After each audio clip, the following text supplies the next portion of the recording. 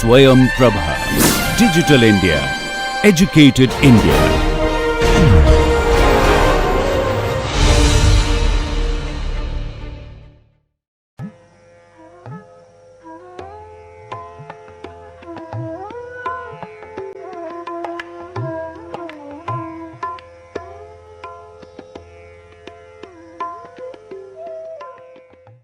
So, in the earlier classes we were discussing about shallow compaction and deep compaction as the methods for improvement of ground under the classification mechanical modification of soils, in which you will be able to get improvement in bearing capacity, reduction in compressibility, and also good whatever is the permeability reductions in permeability as well. Today we would like to have how do we specify these specifications, and also what do you mean by quality control in compaction. We would like to see some of these aspects. Specifications and control tests are required to ensure that you get the adequate performance of the foundation or the embankment of the compacted soil according to the chosen criteria. Here what do you mean by criteria is that you should be talking about reduction in say for example, as I said, permeability or increase in bearing capacity, and some of these aspects are objectives.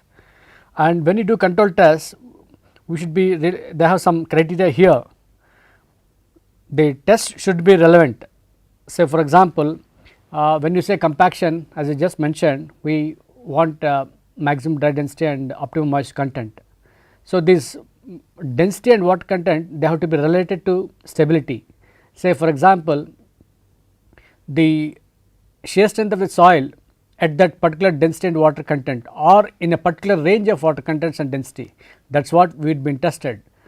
So, if this strength criteria is met with by adopting or adhering to this density and water content, then the job is done. Even the same case in with respect to volume change, in which we needed a specific density and we do not want a lot of settlements or a volume change. So, that way the specification should be relevant to what you are interested in.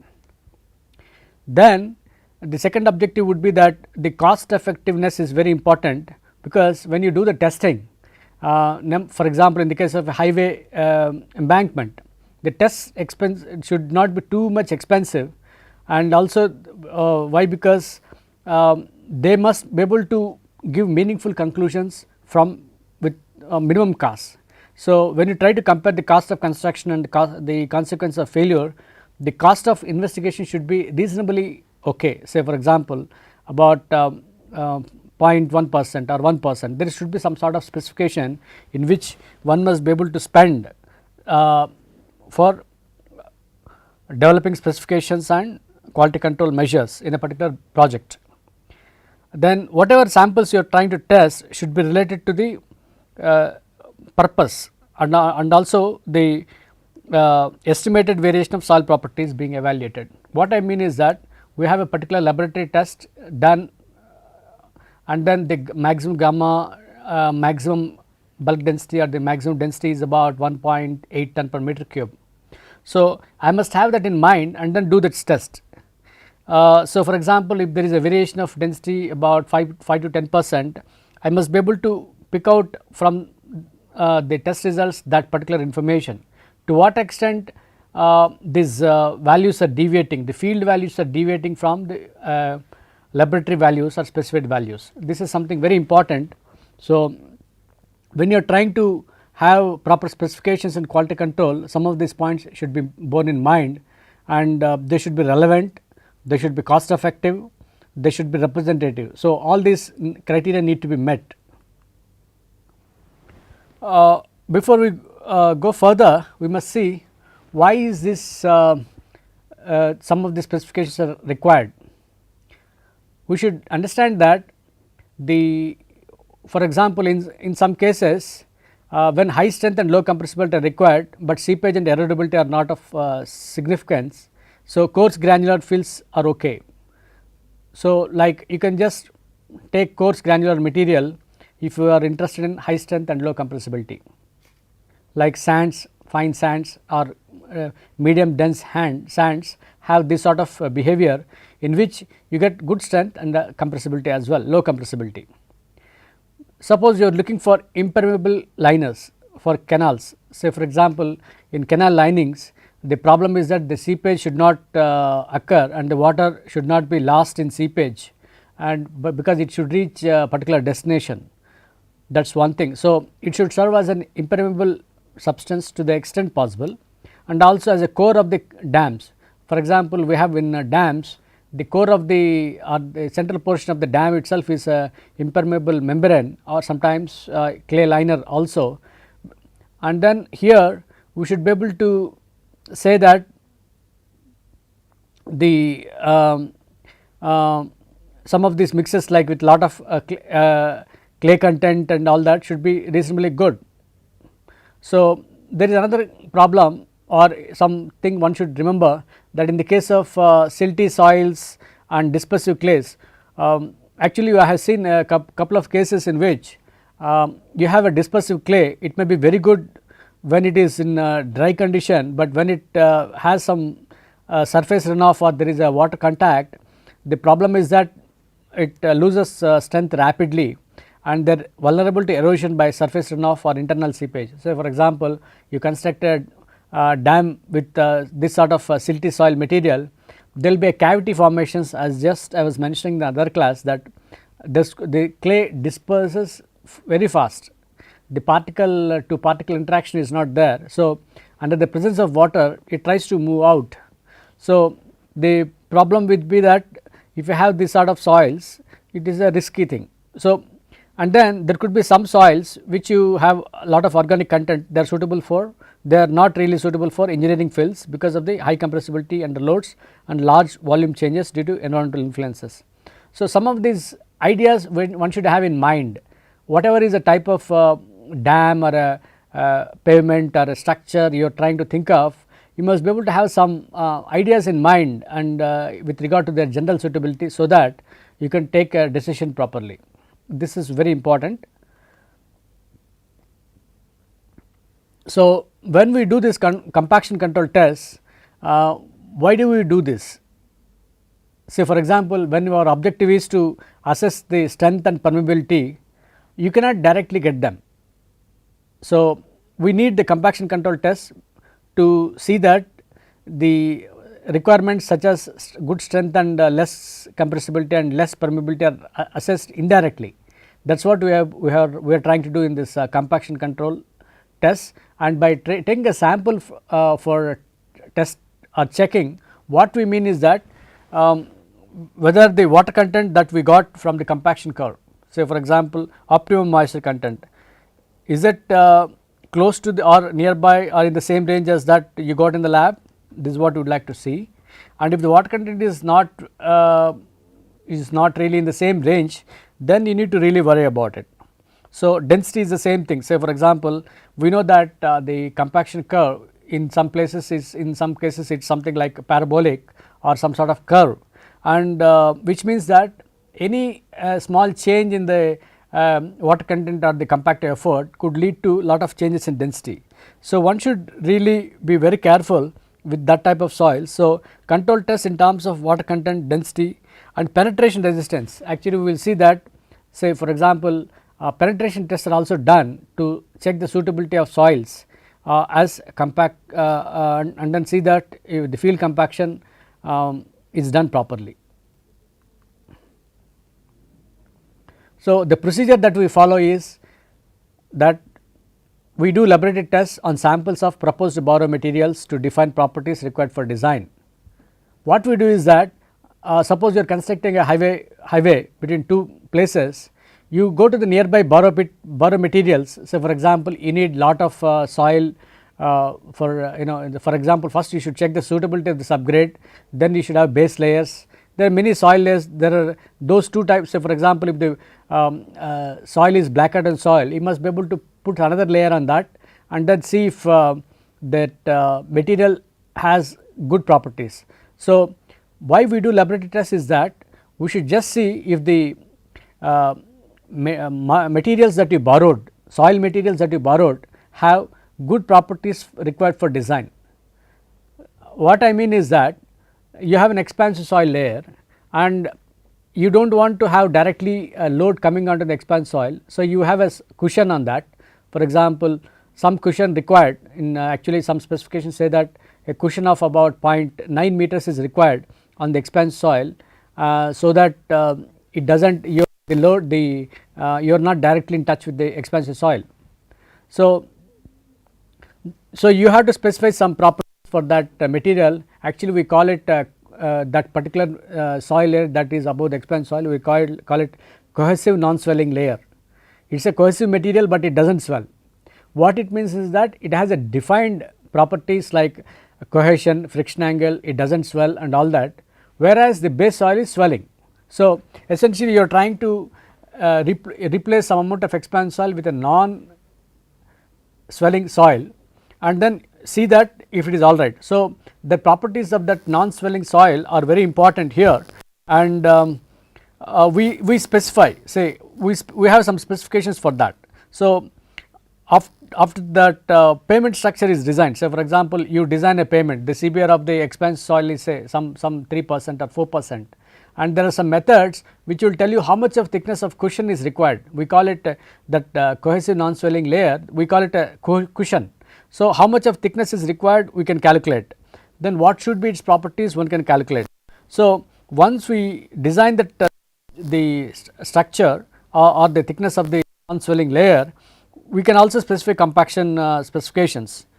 So, then we specify field compaction control tests, because like we have already got for that particular material this non-swelling soil some maximum dry density and maximum or optimum water content, and we try to specify based on those things what should be the field water content and field density.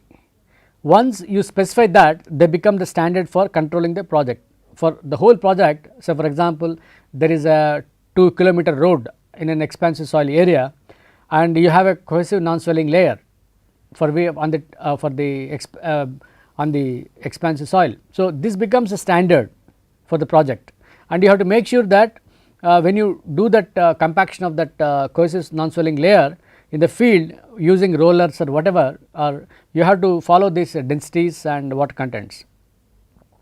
As I just mentioned, these specifications are expected to ensure that an expected level of performance is expected in terms of shear strength, compressibility, permeability, which are related to bearing capacity, settlements and drainage and seepage. So, for example, we know that the particular soil is very poor, you want a particular amount of stronger soil at the top of the poor soil. So, that is in terms of the shear strength, but since you can't measure the shear strength directly, you try to get the maximum dry density and water content. So, for example, there is very soft soil and you want to increase the bearing capacity. The best way would be that you put a geotextile and put some 1 meter of sand there. So, the sand will have a good density and all that. The advantage is that now the load is not directly coming onto the soft soil, but it is coming onto the sand cushion. So, the difference between the sand and the clay is that this clay has a phi equal to 0, friction angle is 0, there is a cohesion, but whereas you have a top material which is sand and the friction angle is about 35 degrees. So, you can use that for a bearing capacity. Say for example, the bearing capacity of soft soil is 5.14 cu, we say ultimate bearing capacity of the soft soil is 5.14 cu. So, if you know that under shear strength of the soil has 10 kPa, it is 5.14 into 10 kPa, it is about 51 kPa. But now you are having a sand material at the top which is compacted, and then you take its friction angle as 25 degrees and you will get a very good bearing capacity. One can make bearing capacity calculations using that say 1 meter or 2 meter cushion, and then see that can be used as a basis for your design or whatever specifications. So, this is a very important thing that we try to specify this have these specifications to see that you are expecting some level of performance, because I want a good bearing capacity and I also want less settlements, and say for example, I want good permeability. So, for example, if I are trying to put a sandy layer at the top, I am expecting a very good permeability from that material, that is what it means. Now, what type of specifications you have? This one should understand, because many people have different types of specifications here. One is called end product specification. For example, in a particular highway project or in a building foundation, you expect the contractor is able to obtain the specified relative compaction.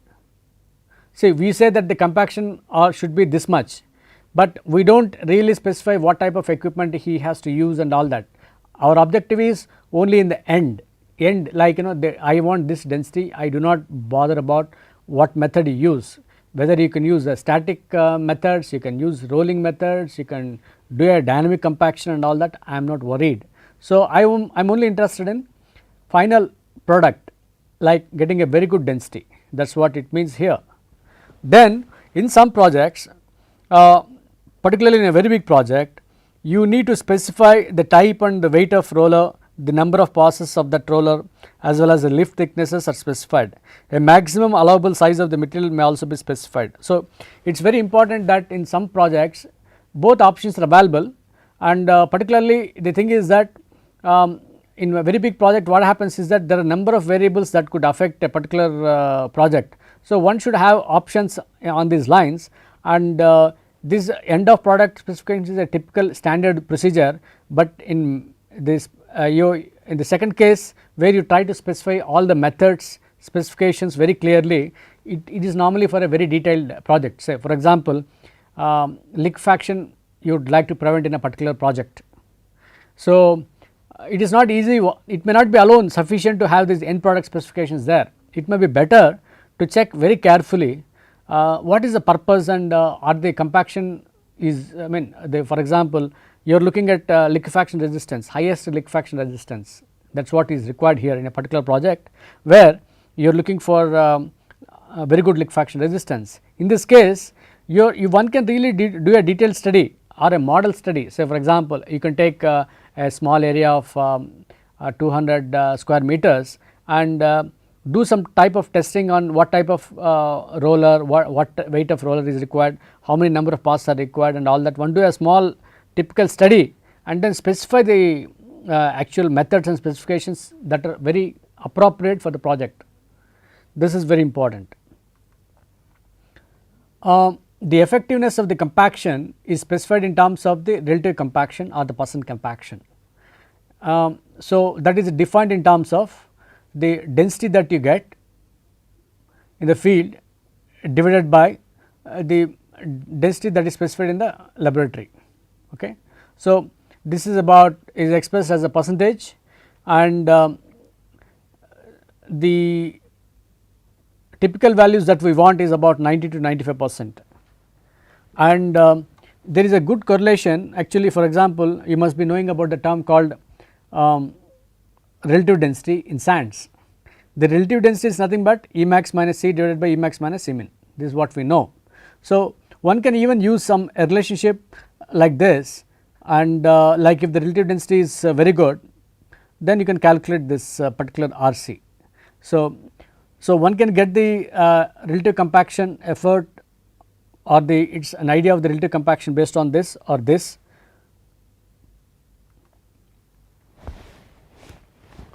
So, how do you do this in the field? This is very important, and first the site is selected, and once you select the site, it should be representative of the type of typical of the compacted lift, like because you are trying to take a 30 centimeters lift and all that, it should be of that material and also the same borrow pit material that you have selected. Then see, there are some specifications that we have. The typical specifications call for a new field test for every 1000 to 2000 meter square of the area. So, for example, you have a highway project, every say 10 meters or 15 meters. So, 15 meters is that length, and then you have the width of this road. So, you may need to multiply the overall area. You have to specify that particular thing, what is the relative density achieved or what is the relative compaction achieved, that must be able to understand, otherwise it becomes difficult. So, this is these specifications are normally we do that when following you select a site and also it should be representative of the typical compacted lift as well as the borrow pit material, and it should follow the specifications. And in some cases what it may it's possible that if the rolling sheet foot roller is used, say for example it may not be sheet foot roller is a static type of testing in which the roller moves in the form of a static, it is just a more of a static movement as opposed to a dynamic movement or a drum movement and all that. The compact effort imparted to the ground may not be very good.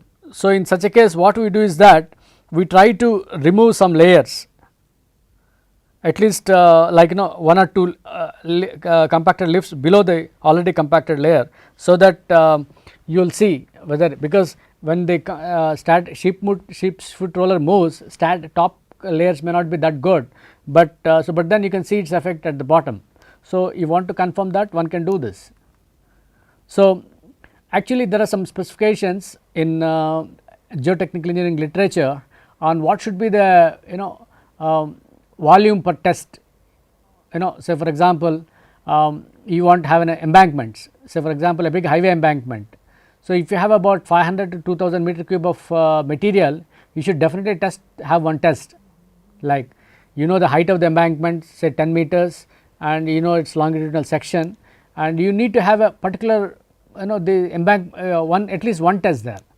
Then say for example impermeable liners, say canal lining where water is being allowed through these canals. So, you do not want lot of permeation to occur from the canal. So, you need to have some criteria like this: subgrade soils, like base course soils, backfill for a retaining wall. So, these are some standard specifications one needs to understand, otherwise there will be otherwise people may question it. So, one needs to follow some of the specifications very carefully when you are working in the site and see that these are all adhered to, because this is very important, specifications need to be followed. Then okay, once we have this specifications we follow, but you have to do some testing now. How do you get the density and the water content of the sample in the undisturbed state in the field is a question. And then one can say that the test can be classified as destructive tests and non-destructive tests. So, for example core cutting method is one example which we studied in undergrad courses, sand replacement is another method, volumeter method, rubber balloon method, Proctor needle method. These are all some methods where you remove some amount of soil from the subgrade or whatever is that and then test it. That is why we call it destructive, because normally when the soil is compacted you do not want some already there is a it is a very good soil. So, for example, it is a compacted subgrade, you remove some soil from there, what it means is that you have damaged a portion there, destroyed some portion there which you really have to, that is not correct sometimes. So, this is a destructive sample is what we destructive method is what we call here. Then we have non-destructive methods which are essentially based on nuclear see the particle the travel of the nuclear particles or the impact tester, like the radiations and all that, we will just see. The destructive methods, some examples are sand cone, like this is where like I think we must have seen in undergrad courses where you want to particularly for the highway here you try to make a pit, and then the objective here is that you have to know what is amount of the objective here is essentially to find out the density of the material, bulk density and the water content. You make a small opening, then remove the soil or the say subgrade soil, and then take it some amount of water content and find out how much of sand can go in, like you can just you have a cone and then you allow the sand to get in, and then you will be knowing exactly how much of sand is replacing this material. Once you know the amount of sand that is replacing, you will know the density of the material, like by simple calculations of the fundamentals one can calculate what should have been the density of this subgrade material. Then the second case is about people call about water balloon or oil balloon and all that, one can also find out that the balloon can really fit into the shape, and then you try to find out how much of volume change is there, and then based on that you will try to calculate the volume of the particular cut you have made, and also corresponding bulk density. So, once you know the weight of the soil that is removed and also its volume, you will know its bulk density, and you can also take some amount of material for water content. Once you know this water content density, you can check, that is what we want. So, that is what exactly we mean here, like you know its weight and then the volume, and then you know its field density and water content, and you try to compare the field density with what should be achieved, what should have been achieved from based on laboratory tests. So, once you know both of them, it is just the ratio of that, and you will get the relative compaction effort, that is it. So, as I just mentioned, in the core cutter method, you have a steel tubular tube of about 107 mm, and then you have these specifications. You try to drive into the compacted layer using a rammer, and then the sample is retrieved and the bulk density is measured. So, like as I just mentioned, you know the basic fundamental properties, and one can calculate. Same thing is this with sand replacement method, in which you have a hole of about 15 centimeters diameter, and then you put it in a you make that hole in the layer in which you need to conduct the test. So, the soil is carefully removed and collected to determine the weight of the soil as well as water content. Some amount you can always take it to find out the water content. So, to determine the volume of the hole, a known amount of calibrated sand, as I just mentioned, we should know its sand properties, its density and all that, and in a standard volume properly, and once you know that, one can calculate the density of the in situ soil. So, these two tests have been widely used in many cases because they are very inexpensive, they do not cost anything. So, these are all routine tests that are used to a maximum extent. Then you have what is called voluminometer method. Actually, this is also another simple method.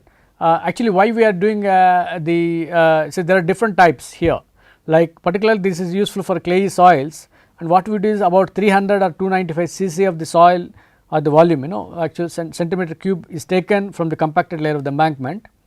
What we do is that this, say for example, this much of soil is there, we try to put it in the wax.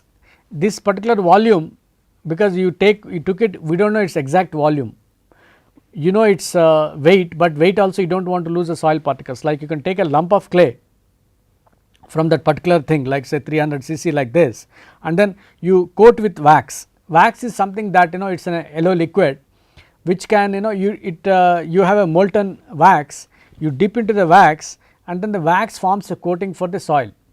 So, the thing is that once you coat the soil with wax, what it means is that then you hold it in a some sort of a thread or something, then that particular that density of the wax also, like it is given in standard table. So, that what we are doing is that, so we try to take a beaker and then immerse this particular thing in the, say the beaker is about it has standard measurements in terms of the and all that. So, you immerse this particular lump and which is coated with wax, and then it displaces some amount of water. So, the moment you know the amount of water displaced, you will know how much of volume of the soil plus mold is there, soil plus wax coating is there. So, you correct it, so now you know the specific gravity of that, actually it is also how much of wax is also known. So, based on those calculations you can exactly know its volume and the weight is already known. So, knowing the weight of the material and also the volume of the material, you know the bulk density, and water content also can be found out by removing some amount of soil from the same material that you collected. So, this is a very simple method in which one can do systematically. Then you have what is called rubber balloon method. In this method, a rubber balloon is used to measure volume of the hole in the compacted layer. The volume of the hole is found out from the difference between the initial and final water levels in the gas cylinder. So, you have a couple of methods in which you can always find, the objective here is to find out its volume of the hole that you have made, or volume of the volume of the material that you have taken out. So, what we try to do is that we try to see do this as well. This is another simple test, people have been using it. Then there is another type like density control using Proctor needle resistance. Actually, the Proctor needle is something that it is very useful for many materials, like in the olden days it has been used significantly in construction of dams, and it is a simple needle, like it is a sort of a penetration which has some which can penetrate into the soil. It has a spring loaded plunger, like you can push that plunger and then you have a dial gauge to measure the penetration resistance. So, in this particular thing what you have is that you have a dial gauge to measure the penetration resistance, and also the plunger, you have to find out the diameter of the plunger and all that. It is a small a thing like this. So, it just can push in, and then once you know its the plunger and its resistance, then you can infer a lot. And how do you infer that is like this. So, you have a say for example, you have a compaction curve like this, which is in the form of a curve, and for that you have a corresponding penetration resistance. Say for example, here the dry density is there, and then its penetration resistance is given here in terms of the penetration resistance, how many pounds per square inch, like one can hear in this particular thing. Actually, this is a plot of moisture content here, the dry density here, then the penetration resistance here. So, you can see here that the at low water content it has got a good penetration, but as water content is increased in the fill, then there is a reduction in the penetration resistance. So, this is what is called a calibration curve. So, a calibration curve we prepare, and then once you have this calibration curve, so for example, you get the field density in the from the field. So, you can really infer that what is its say for example, particular density and particular water, and then the water content. So, you can know exactly where it is. So, that is an advantage here, that just by knowing penetration resistance, say what you get from the Proctor needle is its penetration resistance. Suppose the penetration resistance is about 800 pounds per square inch. So, it is somewhere here, or it is like, so one can, it is well below the, what it means is that it is somewhere here, the point has some it is it is nowhere close to its maximum dry density and all that. One can really make some observations and improve specifications there, like you can do some sort of other measures, like, so whether you can take a decision whether you should reject the sample or ask them to redo the whole work, one can do something there. Sometimes what we do is that laboratory maximum density may not be known exactly. Actually, you do you have many samples. Actually, what is that in the field is that there are so many samples you are getting from borrow pit materials, like it can be some 30 or 40 in a big project. You can have number of you can't get so much of material required. So, you may have to really get lot of varieties of materials, and sometimes you may not get the maximum density correctly. In the lab itself is sometimes is difficult. So, what we do is that in as I just mentioned, it is not uncommon in, especially in highway construction, for a series of laboratory compaction curves to be conducted on the representative samples of the borrow pit materials to the highway. So, it is not easy. So, since the soils are highly varied and laboratory tests are also not easy to get, we use a method called what is called one point method, like it is called field check point, and I will just show you that. See here in the field, there is a, actually this is given in literature, like what you have is that depending on the type of soil, so many curves are there, like right from A, B, C, D to Z, about 26 curves are there. And suppose you measure some density and water content, and if it falls somewhere here, it is just you are taking only one point here, and then the moment you know the one point, like either whatever is there, you draw these two limbs, you are just drawing, you are accommodating that particular point somewhere here. So this will define its compaction curve.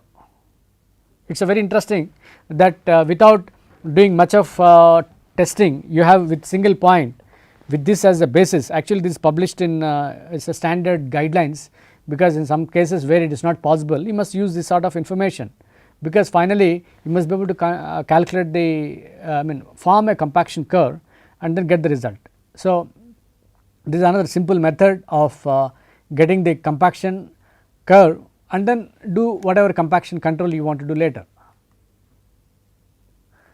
So in the descriptive methods, say whatever you take, whether it is for 1 point or 10 points or 100 points, or you have some specifications like one sample for 1000 meter square or something like that. The problem with the descriptive methods is that there could be some sort of errors. What is that? The measurement error is always, measuring error is always from the determination of the volume of the excavated material. You are excavating that material, and the possibility is that if there is some 3 or 4 cc volume change, there is a problem of, if you do not take the soil properly, there could be some error. So for example, in the sand cone method, the vibration from nearby working equipment will increase the density of the sand in the hole, which will give to larger volume and a lower field density. So for example, you have taken a sample, but then the possibility is that the vibration effects are there, and then you may it may be a specific to that particular borehole or a location, but in some other place where there is no vibratory equipment close to that, this problem may not come. The moment there is a vibratory equipment next to a sand material, the compaction is likely to be better, and that is one possibility. There could be even dilation also. So it depends on the type of vibration that they have, and one needs to be careful. So this may lead to a minor errors.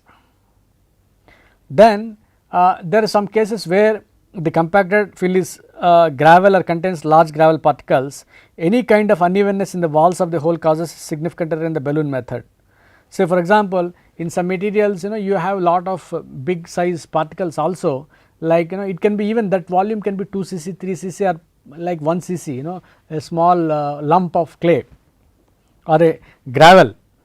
And then if you are trying to make it, it can be, the surface can be uneven, like for example, whatever opening you are trying to make in the destructive methods, it need not be that it is very perfect. So there could be unevenness, and in the process there will be some errors of some 2 to 3 or 4 cc, and one can calculate what is the error that you can get by just ignoring this. One should be very careful. One can calculate, say for example, if you make an error of 2 cc or 3 cc in bulk density measurements, what is the error that you will have in the compaction curve, that one should understand.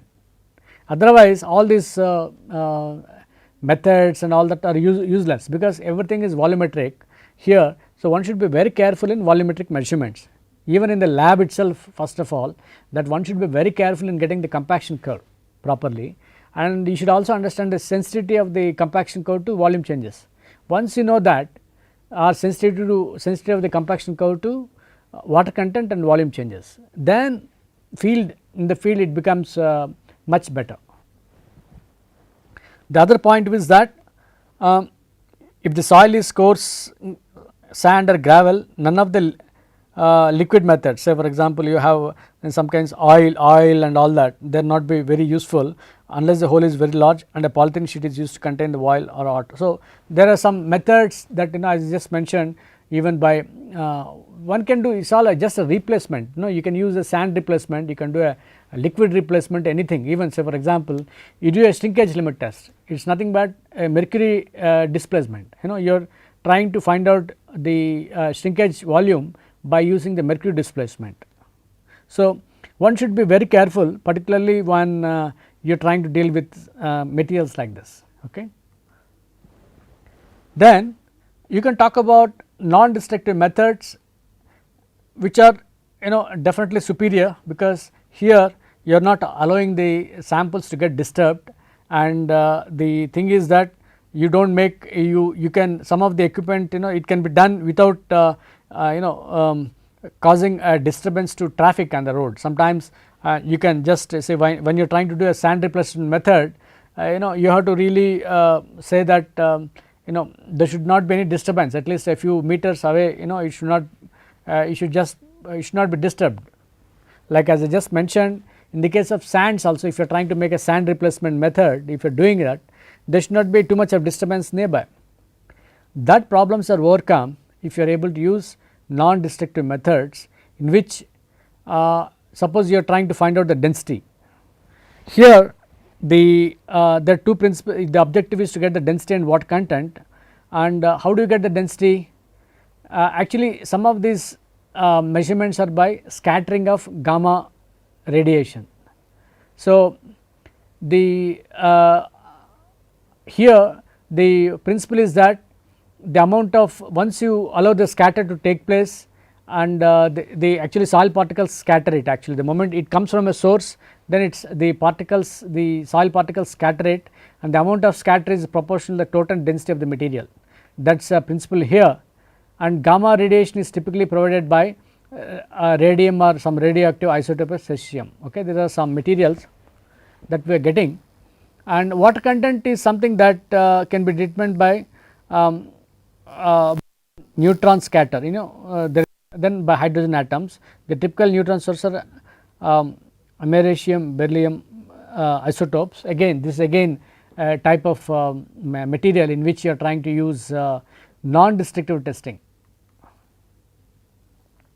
For example, as I just mentioned, here there is one equipment here. You can just see that this is that gauge, and then this is the source, and then this is that soil, and you have a scattering. The photon particles or paths of the photon particles is like this, and then you have detectors. There are a couple of ways here, like as I just mentioned, you have a radioisotopes to find out the moisture content and density, and it is useful for large number of tests, and the result can be obtained in a few minutes compared to 16 to 24 hours. Say for example, you are trying to get the density and water content in a lab, it takes, you have to wait for 16 to 24 hours, and nuclear density meter is something that we can use. Say for example, here one is a direct transmission, like then there is another called scatter, the third one is air gap. You can see that this is a source of scattering in which you are allowing the gamma radiations to come. So you place here, and then you have a scattering here. This is one thing, it is called direct transmission, and of course this also has some sort of penetration here, but the second thing would be the back scatter, in which you have a source here, you have a pickup receivers here. So you can see that the scattering of particles, then you have an air gap also. So for example, in some cases you need to have an air gap also, that could also give some interpretation. It is just that you have different ways of doing the same thing, and then here the objective is that you are trying to find out the based on the scattering, you can calculate the density. So as I just mentioned a few minutes back, radium or radioactive isotope of cesium is used to emit gamma radiation. This radiation gets scattered when it passes through the soils, and is proportional to the density of soils. This is very important. A counter measures the scatter of the gamma rays, and with the constant source. So for example, you keep the source constant, it means that the scattering depends on the absorption capacity of the soil, and which again is related to density. So density and water content. So what we do is that we prepare some calibration charts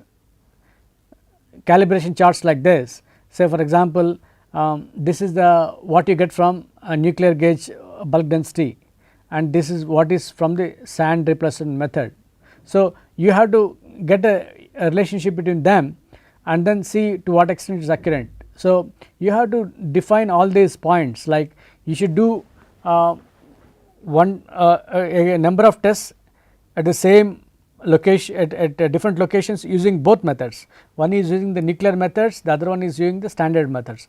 Once you do that and then plot a relationship, and one can, these are all 95% confidence level lines on either side, one can use those information very appropriately, and then say once suppose the soil is of borrow pit material which has supplied lot of quantities, then you develop this sort of methods. It's the quality control is very easy. So, for example, in a big highway project it can be done very fast, very efficiently compared to say for example sand replacement method, where you keep on making the holes, then take the sample, then you go back and after 24 hours you get the water content density. So, compared to that, this is using the nuclear density measurements, this is much better. As I just mentioned, calibration is important here, and calibration is against compacted materials of known density, and for instruments operating on the surface, the presence of an uncontrolled air gap can be significantly affect the measurements. So, one should be very careful with the air gaps, presence of air gaps and all that, because through the air there could be misleading results. One should be very careful there. Then some more points that we should understand, how the specifications are presented in the field, like how do you, the objective here is, as I said, you have to say that the earthworks or whatever is the earthwork done is satisfactory. So, the three ways of defining the acceptance criteria, one is called method, the three methods, method A, method B and method C. This simply states that the method A the soil has to be compacted above a certain minimum density. Say for example, this is the water content versus dry density, you just simply say that this is the line I will accept, whatever points above that are acceptable, not below. So, you are just trying to say that the only the density as the criteria. Now, this is somewhat better, because you are trying to say here that you besides the minimum density that you have here, you are also specifying some water contents, like I have the water content range also, like you can see that the water, you instead of just defining one line of density, you have certain range of water contents here. So, for example, here in this case about 17.5 to 22.5, it depends on the actual curve, that compaction curve that you get, and if the compaction curve is relatively flat, there it is okay, you can have wider variation here. So, even you can specify that just this density is minimum I expect, but I need to have this much variations of this water content are alright. So, I must be able to say that under your acceptance criteria. This is again a very important point. Somewhat better, this is where I can even say that I can even specify the upper limit for the density. See, you have density variations which are given by horizontal lines and water content variations also. So, if this is the region of acceptance, you are giving a big reasonably a good window, like if the points are here, then it is satisfactory, then if the points are somewhere here, they are not satisfactory. So, by telling that the samples in this region are acceptable, what it means is that, as I just mentioned, it will have good engineering properties, whatever you wanted. It will have a very good minimum strength of a particular quantity that you wanted, or say for example minimum settlement or minimum compressibility of something you wanted, or even the minimum permeability. So, these are all required, and this is what we try to say. Sometimes, like in a big project, the advantage would be that you better do compaction trials. because what happens, going by certain specifications is one thing, but try to come out with project based specifications, like you have a big area, somebody has some 10,000 crores project in a for an embankment or this thing. It is better that you have a specifications based on the material available there, and try to understand the soil behavior of the materials. So, for example, you may have sands, silts, clays, there are so many varieties in the same big area, and they should not affect your result. So, the trials you can do, and then you can get information about most efficient compaction method and the equipment. Say for example, there are different types of equipment, there are different types of compaction, and you can get some information on that. Then the type and depth effect of the densification, minimum number of passes needed to obtain required density. For example, what is the number of passes? Somebody says it is 6 passes, 8 passes, 4 passes. You can optimize. Say for example, you are paying the contractor for that only, like if you as a owner, say for example, I take a particular project in where, say for example, a big industry, they are owning a particular, they are trying to do construction. So, instead of just giving it to a contractor, they can do some preliminary tests with some independent consultant and do some tests and give it to contractor, and the contractor also will check the same thing. So, they can really they will have a very good interaction between the owner and the contractor, and trying to share the information and come out with proper specifications for the big project. And nowadays what is called, actually plate load test that we studied is also an important approach to measure the say for example, plate load test we use to calculate the modulus of subgrade reaction in the case of payments, like K value you get. So, it is very useful for payments, and it gives stiffness and the modulus of the subgrade reaction. We have now a simple equipment which is from the company called GeoGauge, in which you can test on the sample, and directly from indicator it gives some what is the K value directly, and sometimes it is very useful K value based on the. So, you have a certain laboratory things done, and then this is like a penetrometer test. So, like that one can use this about very cheap, it is not about 5 lakhs or something. Many people can use this for quality control, like you just check it, and then it will instantaneously give the results. It is a very interesting setup. I would like to highlight to you the importance of statistics and probability in compaction control. This is very important because you are dealing with varieties of soils, and you will not get exactly the same gamma D that you have. Say for example, you specify some maximum dry density and maximum water content, there will be always variations, and how much is permissible is very important. You should decide on that, otherwise they will have a problem. So, we try to find out what is the mean value. Say for example, the density variations are there. So, variations are there, it's like 10%, 20%. So, you will have a mean value which is the average value, again a standard deviation, which how much deviation is acceptable in some case. Then the coefficient of variation is nothing but it is the standard deviation by mean value.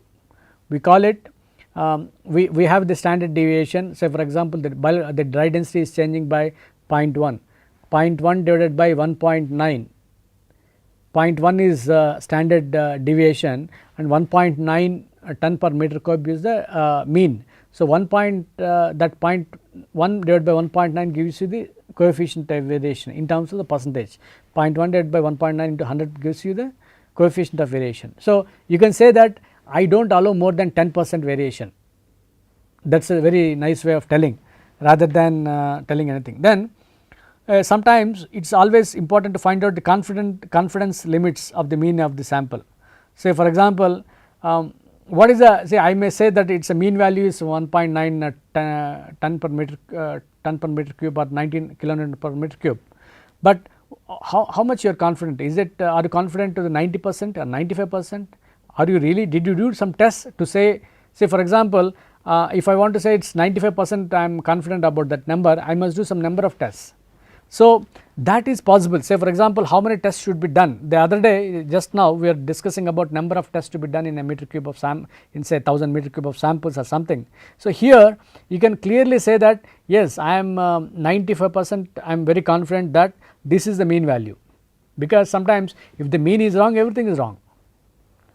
Then so you can also give confidence limits to the mean value, you can also give confidence limits to the variance also. Variance is nothing but it is variation, like standard deviation square is called variation. You can use some of the distributions which are simple, and the objective is that you can comment on how many number of samples are required. Say for example, so obviously in the field if you go, somebody says I have taken 5 samples or somebody says 20 samples, how are you sure that the samples, this number of samples gives you the correct information? So definitely you can decide on the number of samples, you can justify the total project cost in a proper way. This is a very useful way of talking about the sample size, because in a big project, if it is a very big project, you can't say if there are few samples they have taken, it is wrong. You can't also take a many number of samples, because that leads to expensive lot of expenditure, and then it is an investment. So we do not want. So you have to justify as a contractor or a owner that this is what I need, optimum number. So that one can say here. Then say for example, there are 2 contractors doing a good job or a bad job or whatever. So how do you want to blacklist a contractor, how do you want to appreciate a contractor, or how do you suggest a contractor that your methods are not good? So you have to discuss with the contractor and tell them that yeah, you are not doing correctly, otherwise he will not listen to you, he will simply do the work and give a shoddy job. It is a very hopeless situation most of the people will be in. So it is always possible to say that by using statistics, how do 2 persons can be compared. Say for example, I will tell you the example, cricket scores of 2 cricketers, who is good, like who has a good average and good standard deviation is less, is better than a fellow who hits a century and next time it is a duck out. So it is like that, because it is always possible that you can really give a weightage to average and the mean value and then take a decision. Then sometimes there are some methods that one can have, that using Bayes rules and all, one can use lot of information. They have lot of significance using probabilistic design as well.